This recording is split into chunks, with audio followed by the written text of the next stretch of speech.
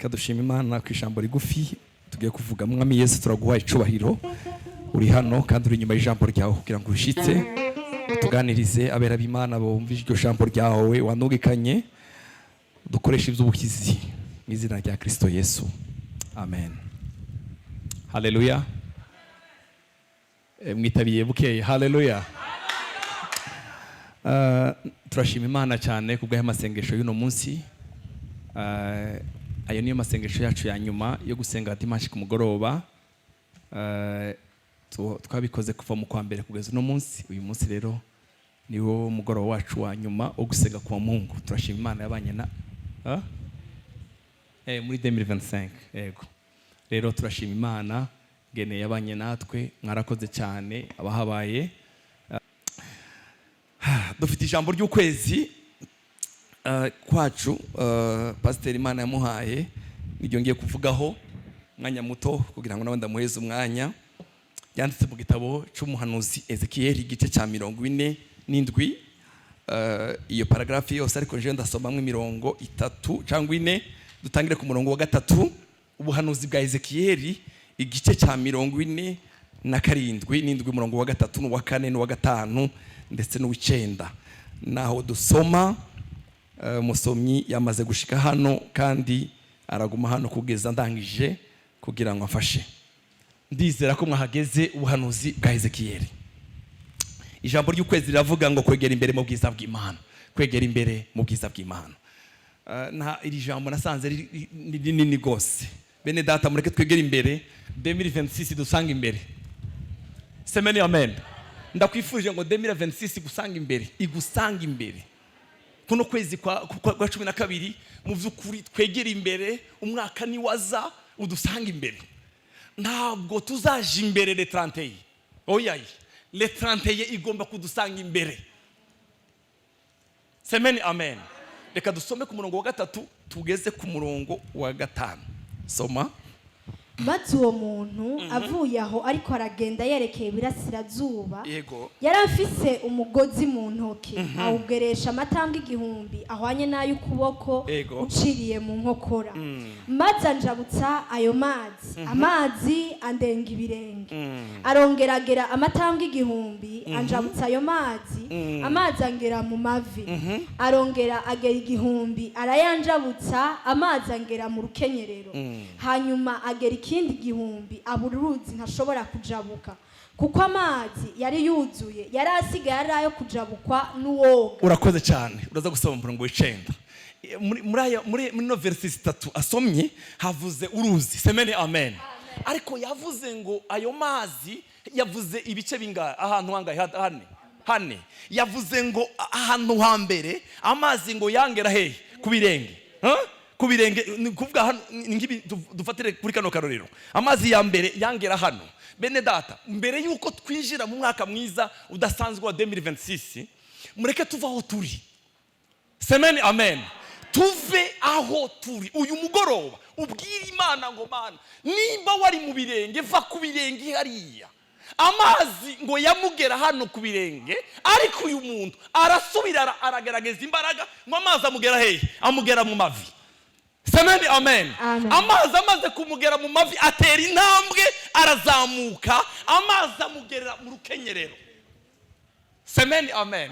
Tugomba kuva hariya twari turi tukegera imbere. Imbere niho heza kuri twe. Semeni amen. Imbere niho heza kuri wewe naje. Tuve hano. Paulo mu Baheburayo, umwanditsi w'Abaheburayo yaravuze ngo tuve mu byambere bya Kristo, ariko tugira gute? Twegera imbere. Tuve mu bintu byo kwihana bya oya.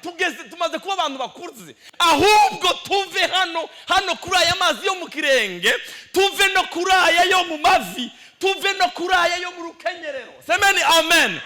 Tuve no ngo tugera ahantu umuntu agira gute? Adashobora kujabuka atari ukoga. Pastor Kikwerera ngo yarazi koga ikera. Twebwe iwacu ntanzuzi zabaho, ntabyo nzi. Na piscine nzayicaho mfite ubwoba cyane ko noyigwamwo. ejo bundi ndaciye ahantu nayingiye nca kuri pisine umutima urambwira ngo sikuno yigwamwo nojahe sinzi koga na uwo mutima namamura ngo mwizina rya Yesu sinigwamwo ndatambuka kubera ubwoba bwayo kuko sinzi koga. Haleluya. Ariko Ezekiel yavuze ngo ubwo ruzi semeni amen. Tuve hariya hambere, tuve ku mavi, tuve mu rukenyerero, tugera ahantu umuntu adashobora ahubwo arujabuka arukoga. Semeni amen. Bavuze ngo nukuja tukegera mu bwiza bw'Imana. Data nta muntu numwe wagumye hano hasi wabanye ubwiza bw'Imana. Hari ikiguzi tugomba gutanga. Umurongo w'icenda uvuga gutema. Kandi ahubwo ruzi ruzoshika hose. Kandi ubwo ruzi aho ruzoshika. Ikintu cyose kizima gikunda kunyogomba mu mazi kizobona uko kibaho. Amen. Ikintu cyose kidafite ubuzima kizobona uko kibaho. Tuva ahantu turi tuhange. Semeni amen. Tuvuge ngo Mana hano uyu mugoroba ngomba kwinjira muri uriya mwaka ntari Patrick wa wundi. Haleluya.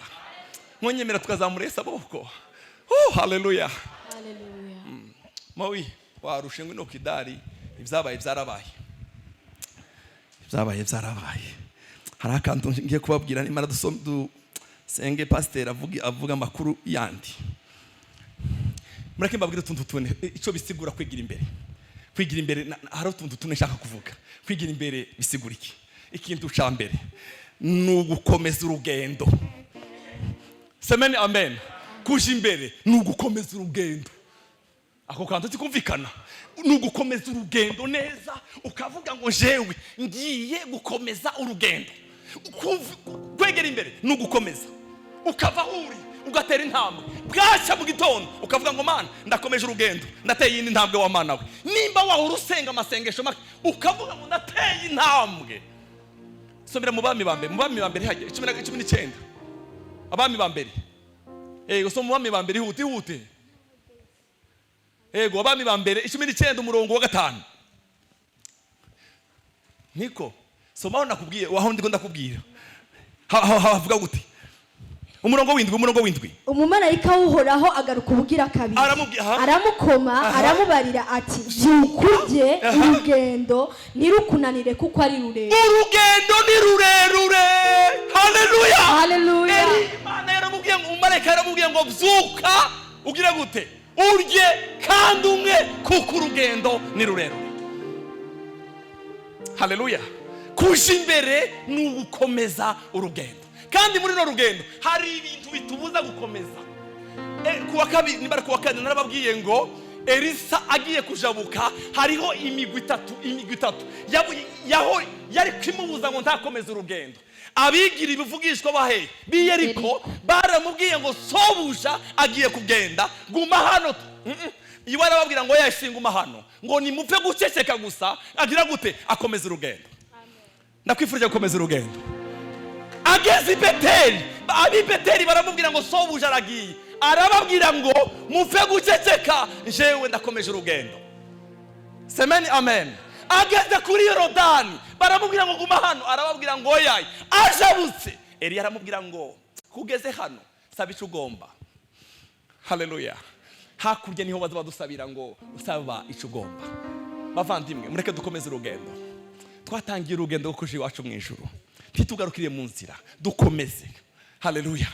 Turi mu rugendo. Ndakwifurije mu mwaka wa 2026 tugusanga aho ngaho ugusange bakomeje urugendo, ugusange mu bundi bwiza bw'Imana, ugusange mu yindi nyote yo gusenga no gusoma ijambo ry'Imana. Haleluya. Ndakwifurije ubundi bwiza utigeze ubaho nugukomeza dukomeze urugendo. Haleluya. Mureke mbabwire icya kabiri dukomeze urugendo. Nanezerewe cyane ndiko ndategura aya majambo. Icya kabiri bisigura ikintu cyakabiri gisigura kwegera imbere. Icyakabiri kiravuga ngo nukuva mu bimenyerewe ukaja mu bidasanzwe. Kuva mu bimenyerewe ukava muri arya masengesho umenyereye yo kwisenga wawe wisinzirako, ukava muri bwa buzima umenyereye butari bwo ukegera imbere ugakomeza urugendo. Semeni amen. Tuve mu bimenyerewe, bavandimwe twegera imbere. Ndabifurije kwegera imbere. Abaririmbyi bari hano muve mu Olivier agiye. umva sha twegera imbere tuve muri bya bindi bimenyerewe, tuve muri za ndirimbo kwa kundi twamenyereye. Oya, twigire imbere tuve mu bimenyerewe. Haleluya. Ko muranyumva? Twegera imbere tuve mu bimenyerewe. Icya gatatu kivuga gute? Kiravuga ngo kwegera imbere ni uguhindura uko twiyumvira. Hari ijambo nasomye mu gitabo icete cya mbere cy'Abakorinto igice cya 2:16, duhindura uko twiyumvira. Bene data, abantu bigiye imbere barahindura uko biyumvira. Paulo yavuze iki?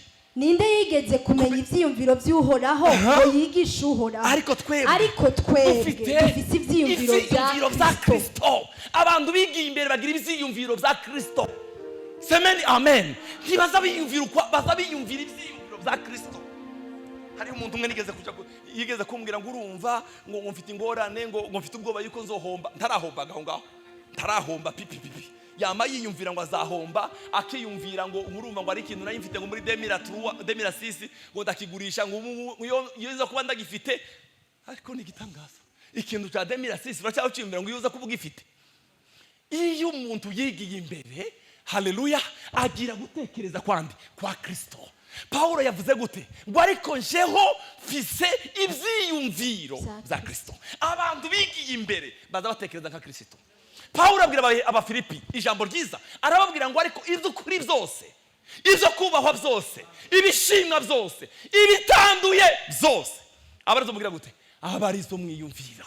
Abantu bigiye imbere bagira uko batekereza, tibatekereza negative. Naho bari mu butayu baza biyumvira ejo heza, naho bamerewe basa n'ababuraniwe bagira ibyizigiro bizima bivuga ngo ejo ni heza kuruta uno munsi.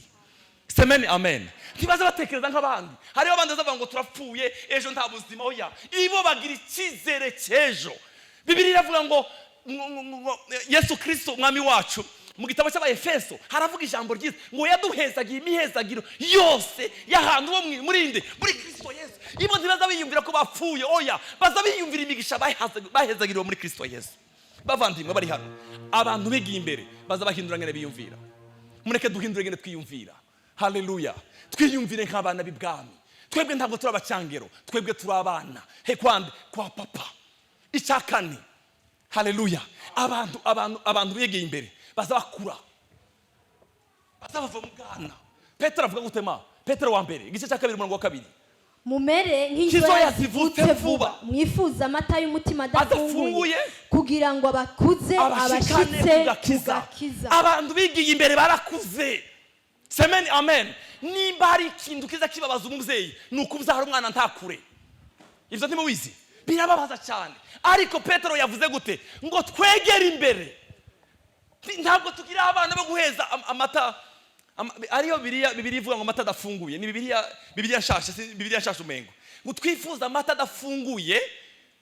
Oya, Bibiliya nshasha iravuga ngo twifuza amata atavanze n'amazi. Atavanze n'amazi. Amata avanze n'amazi ntashobora gukuza umuntu.